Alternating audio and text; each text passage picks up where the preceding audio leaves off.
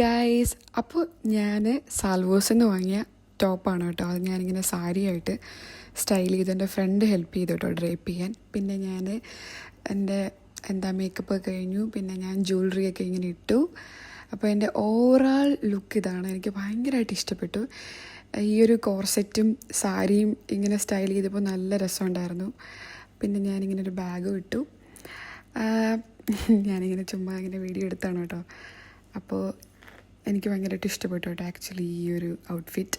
അപ്പം നമ്മൾ കാറിൽ കയറിയിട്ട് റിസപ്ഷന് പോവുകയാണ്. കുഞ്ഞു നല്ല ഉറക്കമായിരുന്നു. അപ്പം നമ്മൾ അവിടെ എത്തി. ഇതാണ് എൻ്റെ ഫ്രണ്ട്.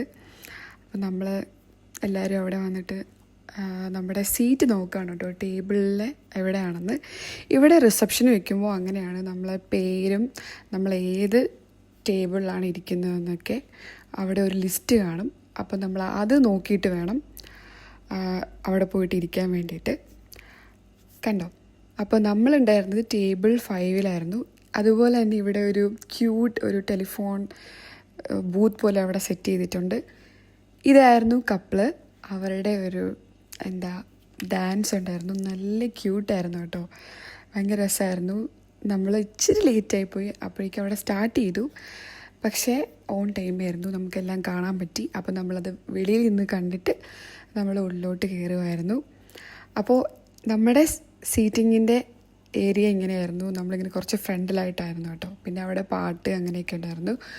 ബൊഫേ ആയിരുന്നു. അപ്പോൾ നമ്മൾ കാര്യമായിട്ട് തന്നെ ഫുഡൊക്കെ കഴിച്ചു. കുറേ കറികളൊക്കെ എടുത്തു.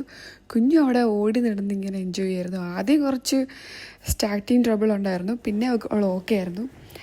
അത് കഴിഞ്ഞ് DJ ഉണ്ടായിരുന്നു കേട്ടോ.